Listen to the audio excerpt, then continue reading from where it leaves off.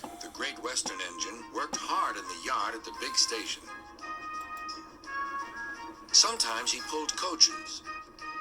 Sometimes he pushed freight cars, but whatever the work, Duck got the job done without fuss. One day, Duck was resting in the shed when Sir Topham had arrived. "Your work in the yard has been good. Would you like to have a branch line for your own?" "Yes, please, sir," replied Duck. So Duck took charge of his new branch line. The responsibility delighted him. The line runs along the coast by sandy beaches till it meets a port where big ships come in. Duck enjoyed exploring every curve and corner of the line. Sea breezes swirled his smoke high into the air, and his green paint glistened in the sunlight, exploring every curve and corner of the line. Sea breezes swirled his smoke high into the air, and his green paint glistened in the sunlight. "This is just like being on holiday," he puffed. "Well, you know what they say," laughed his driver. "A change is as good as a rest."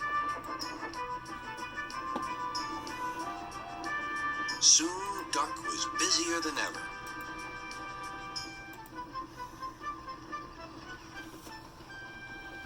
Sir Topham had... "They say," laughed his driver, "a change is as good as a rest."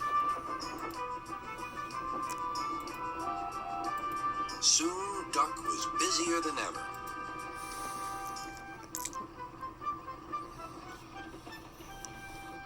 Sir Topham Hatt was building a new station at the port.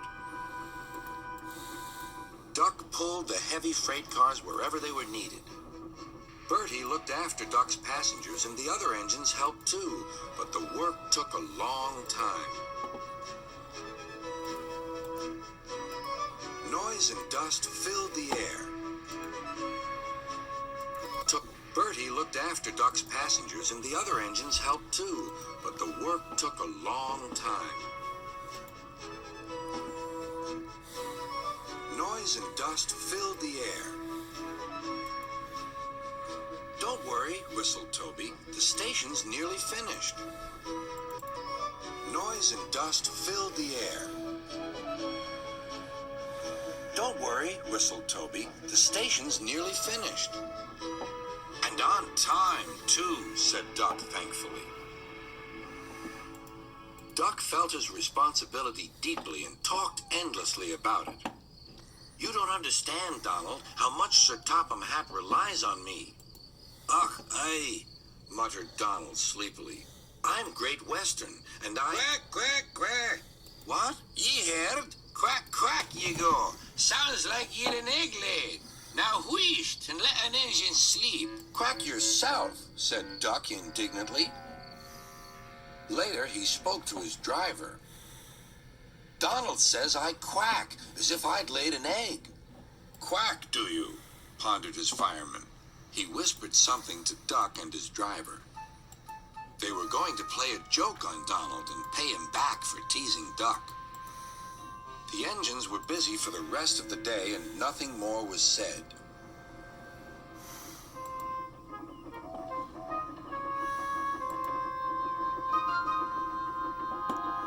Not even a quack.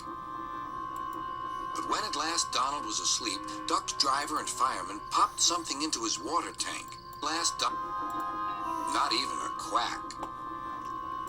But when at last Donald was asleep, Duck's driver and fireman popped something into his water tank. Next morning, when Donald stopped for water, he found that he had an unexpected passenger aboard. A small white duckling popped out of his water tank. "Now, who's behind this?" laughed Donald. The duck was... Next morning, when Donald stopped for water, he found that he had an unexpected passenger aboard. A small white duckling popped out of his water tank.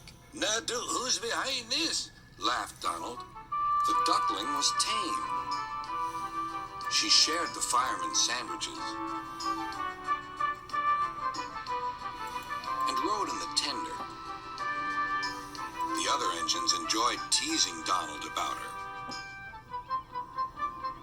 Presently, she grew tired of traveling and hopped off at a station, and there she stayed. That night, Donald's driver and fireman got busy, and in the morning, when Duck's crew arrived to look him over, they laughed and laughed. "Look, Duck, look what's under your bunker. It's a nest box with an egg in it." Donald opened a sleepy eye. "Well, well, well, ye must have laid it in the night, Duck, all unbeknownst." Then Duck laughed, too. "You win, Donald. It'd take a clever engine to get the better of you. There's a pond near the Duckling station. Here she often swims and welcomes the trains as they pass by. The station master calls her Dilly, but to everyone else, she is always Donald's Duck. Duck, the Great Western